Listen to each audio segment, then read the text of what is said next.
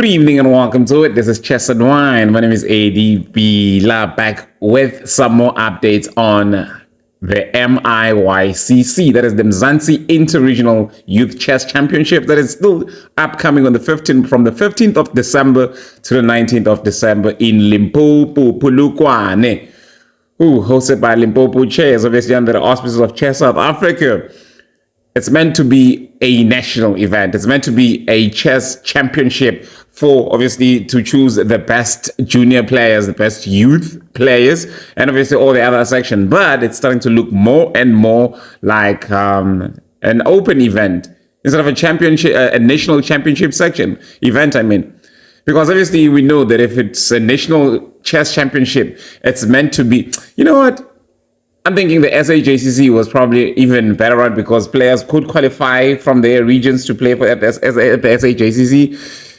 And this was actually meant to be better, more an improvement on the SAJCC, in that players would qualify from their regions and through regions qualify to represent their province and then go on nationals. But now it seems like it's an all players are welcome open event. Championship? It's a big event. It's a national chess tournament, but it's like anybody that can afford to pay, that can afford to come, that can obviously get in touch with their provincial representatives, can go. So basically, anybody is invited. I think that's basically what it seems like. So actually, what's making me say this is because of the following. Obviously, there's a letter that I just actually came across from the Bojanala Chess Federation, a region in the Northwest, which invites. It reads as follows. Listen to what it says.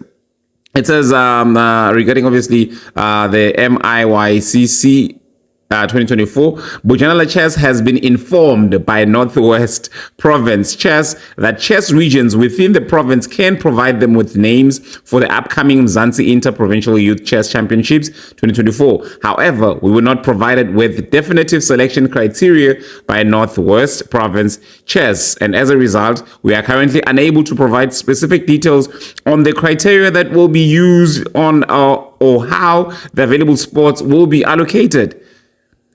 Do you see what I mean? So basically, any region can actually just issue out an invite, and then players who are interested can say, I'm interested, I can go, I'd like to go, I can afford to go, basically. Because it's basically now players saying, I can afford to go. Because even regions are not given mandates to say, choose your best players and maybe cover for them if you can or whatever. Like, it's just like invite players without criteria. And invite players who are interested. So it continues. The letter continues. Given the uncertainty around the process, we are opening a registration link for any Bojanala players interested in competing. You see what I mean? Any player from Bojanala who registers will have their name submitted to Northwest Province Chess for consideration. So basically, any player that is interested, any player that is willing to test their skill, to go play in a national event, to go play in Limpopo, to go play, and I wonder why, because actually now there's arguments about colors in other provinces, in other regions. I'll obviously get to that. So yeah, it continues as follows. Please be aware of the following. This is not a Bojanala event. Bojanala Chess has no influence or authority over the administration, logistics, or selection process of the MIYCC. Selected players will be part of the Northwest Province chess teams, and all related decisions will be made by the Northwest Chess. So it is important, it continues, it is important that interested players familiarize themselves with the MIYCC circulars to fully understand their tournament. So another circular, two already have been out. There's a third circular that is coming out on the 20th of October. Or it's meant to be coming out. It might come out a day earlier or a day later, but it's actually meant to be coming out on the 20th to address some more, obviously, queries around the event. So yeah, look out for it. We'll try and cover it just to keep you updated if you're interested in going and sending players. So yeah, then yeah, important information. The letter continues from Bojanala. Costs. Beyond registration and accommodation fees, there may be additional costs, including the potential purchase of Northwest Chess clothing. So for those that were budgeting for such an event, I don't know if they were considering that, because obviously there's accommodation cost. There's the 600 rand for junior players and 750 for senior players for registration to play. Obviously the accommodation is ranging around 2.4 or so for the event. Like it just costs around 600 rand per day in our rough calculations, right? But then there was also obviously the cost of paying for the uniform, right? The attire, the provincial attire. And there's possibly a cost, because I'm wondering how the managers and coaches of this event would, because the provinces are very slow in acting around this, because they're supposed to be also raising funds for managers and coaches that are going to be going there. So there's probably cost, these are probably other costs which will be added on the cost to the players. Because previously this is how it used to happen with the SHACC. So yeah, and then it follows travel. At this stage, we have no information on how teams will travel. As such, it is presumed that travel arrangements will be made individually. That's a dangerous assumption. You can't be going individually or making traveling arrangements individually when you're going to play for the province. But you see how more and more this event is starting to look like an individual. I mean, you see the Spartan. Is it the Spartan? Was it the what was that event that was held in Bojanala just a few months ago? I saw it had Northern Cape, Free State. Funny thing about Free State is that they're still able to organize themselves to attend events, even though there's no structure. And it had the Eastern Cape as well as I think other regions from the northwest as well. So yeah, so teams there, actually players were traveling in teams. Their traveling arrangements were made and all of that, which is something that could still be done even for this, I'm sure. So yeah, because again, traveling individually when you're going to be representing your province, that just shows lack of organization, because the province needs to be able to report on the availability and the arrival of all of their players in a team event if they're all going to be in the same attire. So yeah, it continues. Provincial colors. Hey. All right. It is our understanding that no provincial colors will be awarded for participating in this event, which makes sense, because people who don't qualify are not qualifying for playing in that event. It's like anybody that's invited can come. So yeah, come. However, we leave this to Northwest Chairs to further elaborate on. For those wishing to participate, please complete the registration as soon as possible. So yeah, it's signed like in September, President of Bojanala. But tears apart, the costs for the attire. So now you can wear the Northwest attire without having received colors. Yeah, it doesn't make sense, but maybe again, that's not to say that. Yeah, it says there may be. So it may be a uniform for everyone, so everyone looks the same, but it might not be the provincial colors, because provincial colors are basically the attire in the province's colors. So yeah, so something is happening in the Eastern Cape. So there's a region in the Eastern Cape that is the Nelson Mandela Bay, which has two parallel structures, as far as I remember, but they don't know. In neither of the sides actually allows me to say it's a parallel structure, but they are both, they're running their own thing parallel to each other. So that's basically what parallel structures mean. So the one, the Ninawa Peter structure has actually issued an invitation by their, I think, is it their treasurer, this Gypsy Jen, which is, I think, Jennifer Chipunza, right? So she writes a message in a group which reads as follows: please remember to order your Eastern Cape chess uniform today before 2. Again, if you have already ordered, please go back onto the form to double check your order and any updates regarding the order. You will be allowed to purchase different quantities of items, but please keep it in mind, it must be worn as a kit. Shirt and shorts, shirt and shorts, and or tracksuits and so forth. It just reads.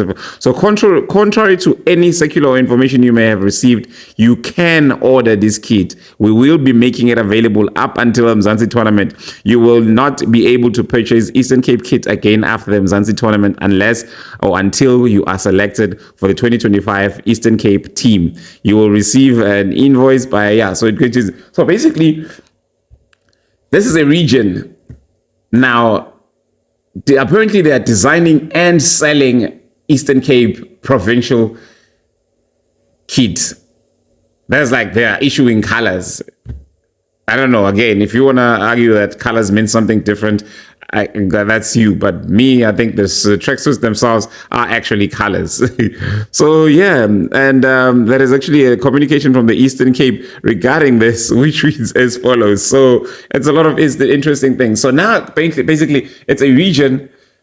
And we know that Eastern Cape has apparently been dissolved. And we also know that Eastern Cape has held elections in Mthatha, and it has a new executive committee, right? So there's two things happening. And again, there is another parallel structure, which is going to be elected on the 9th of November in the Eastern Cape. But there's already one structure already that has been elected in Mthatha on the 29th, I think, of September. I just don't remember exactly the exact date. So basically, this new structure that's been elected has issued this following communication. Regarding the unauthorized use of Eastern Cape chess attire. So it says, warning, any player found purchasing or wearing Eastern Cape chess attire without the explicit authorization and approval of the Eastern Cape Chess Association will face legal consequences. The Eastern Cape Chess Association is the sole owner of its intellectual property, including its name, logo, and official attire. Any unauthorized use or reproduction or distribution of Eastern Cape chess attire is strictly prohibited. Consequences of non-compliance. Number one, suspension or ban from participating in Eastern Cape Chess Association events, which is honestly, even without this letter coming in and say that, we know there hasn't been Eastern Cape selection tournament. So how is Eastern Cape now, how is a region in the Eastern Cape issuing provincial colors? Now, even so, though, even if the election, the competition was held, the attire would still need to come from a region instead of a provincial executive, instead of being a communication from the province. But anyway, so yeah, so it continues. It says the consequences of non-compliance will be suspension or ban from participating in Eastern Cape chess events. There'll be potential damages and financial penalties.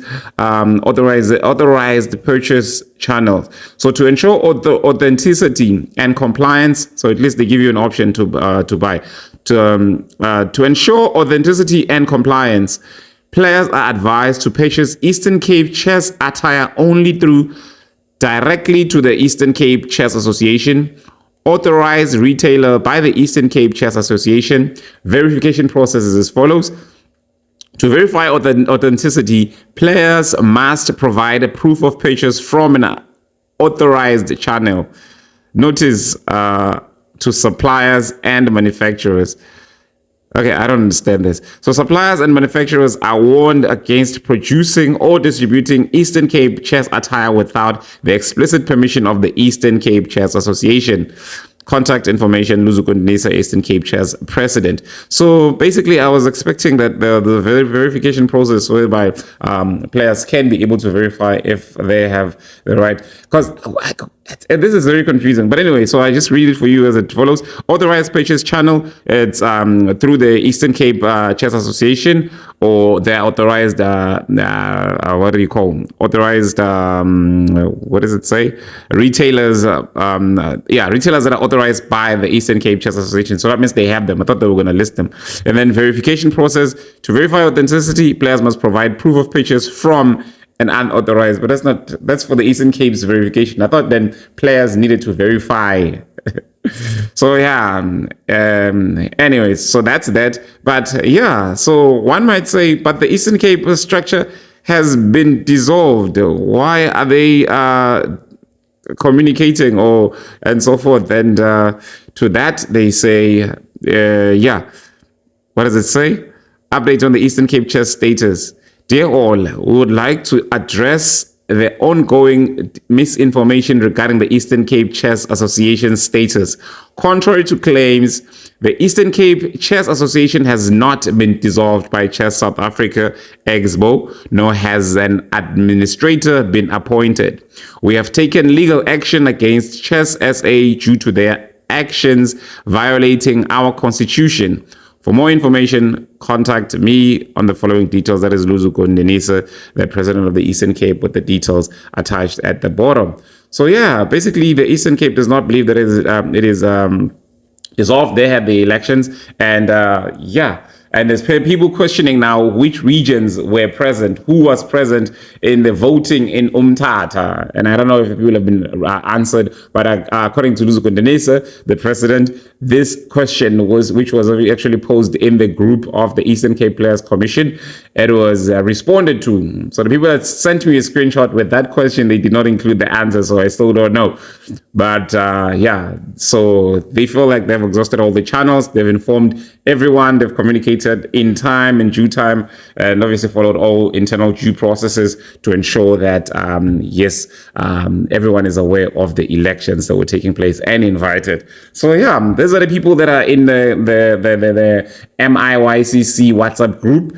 These are the people representing your province. So again, for more information, you need to contact one of those people. If you don't know who is in your province, so apparently provinces have nominated 2 individuals to represent them in the group. Here's a funny thing. I see people from the Eastern Cape, even though the Eastern Cape is meant to be, I don't know. In fact, the Eastern Cape issue is very sensitive because the newly elected executive committee of the Eastern Cape, I don't see any one of them represented here, but I see there's the person that I just referred to now, Gypsy Jen, which is I think Jennifer Chipunza from the Nelson Mandela Bay, is here, I believe on behalf of the Eastern Cape. And I see there is also all people I recognize. There's Freek Geyser, who is now the, what do we call it? The administrator, which their province denies, obviously. The administrator, so I think, again, he's also here representing the province. So it's basically them. So Chipunza Jennifer has been obviously recognized by the organizers of the MIYCC to represent the province. I'm not sure who else, because I see Nicole Peter is here, but there's a chance that she's here as a South African representative. There's a chance that she's there as, representing the Eastern Cape. Who knows? So these are the people. I see Limpopo is represented by Mr. Mahomola and Mr. Malachi Tebucho. Mpumalanga is represented by Mpumi Maluleka and Lisa Mposi. I see them. And then there's Vicky Magu for Gauteng, and I believe Lizel Bothma. There is Ben Devenar for the Free State. I wonder who else is here for the Free State, because the Free State apparently has no structure, yet it has people that is representing it and that are actually organizing, because I believe Ben Devenar was also part of the organizing of the Spartacus. Was it the Spartacus event? I think, I keep saying that. Yes, and I saw some of the pictures showing that they were there, obviously with the Free State chess team present. So and I see this Ayanda Gumede, and for Ayanda Gumede, I believe he's for KZN. Who else is here for KZN? So that's just Ayanda Gumede, and the other one I probably don't know to recognize. But here are the details appearing on the screen, so you can see by the numbers. I see Mr. Warren Arjam is here also for the Northern Cape. And who else? I don't know. You can see for your own provinces. So I probably don't have the contact of the other provincial leaders, but their numbers are here. Oh, there's Ayanda Gumede. I just mentioned them for KZN. I know he's in the KZN. And Carol Leferi for the Northwest Chess is the Northwest Chess president. And maybe he's here to represent the Northwest because he's still the president there. I don't think they've held their elections as yet, even though I hear that he's pushing for the elections to take place. So basically, that is it. So another very challenging issue is the LOC of the Mzansi Inter-Provincial Youth Chess Championship is not happy with the fact that there's parents and players that are actually making bookings on their own without going through the LOC or through the provincial representatives. So you are requested to go through the representatives for the province, because this event is actually by the provinces. Even though it's not run smoothly, even though the selections and elections, the selections of the players are not smoothly, it's still meant to go through them because it's their event. Maybe it's just a trial run, but I actually find myself agreeing with Paul Wilson. Was it? Paul Wilson, right? Of the Chess Hub, so SA Chess Hub, when he says that this event would have been better run if it was organized for 2025. But maybe some people would like to just get started. Just start now. They are afraid of analysis. Was it paralysis by analysis? Or like, okay, before we start, we need to make sure that everything is perfect. No, some of us want to start even though we know that certain things are not going to be perfect. We want to start even though we don't have microphones yet, but we just feel like, let me just start now. The microphone will get me along the way, or other things. But then now they obviously make some mistakes that they will learn from. And one of those mistakes is the importance of actually organizing selections and actually issuing dates for provinces to run selections. Regions, give them deadline dates for regional selections, give them deadline dates for provincial selections, give them deadline dates for, obviously, for sending the teams that have been selected through the proper channels and so forth. But now it seems like the event is just too open for your liking, for my liking, but it's just going to be, so it's not going to be the best of the best in every province. It's just going to be those that can afford. And that is another concern that was raised by Paul Wilson in that, in that article as well, where it feels like this event is now being made only for the players that can afford, for the people that can afford to send. Snap, yes, because even the invitations, as you see them coming out, it just says, like, if you know that you'll be able to, if you have the money, you have the budget, you're looking for a holiday, come. And those that can't afford obviously can't raise their hand and say, I'm interested in going, because they don't know. There's no communication regarding assistance, sponsorships, and supports for players to attend the event.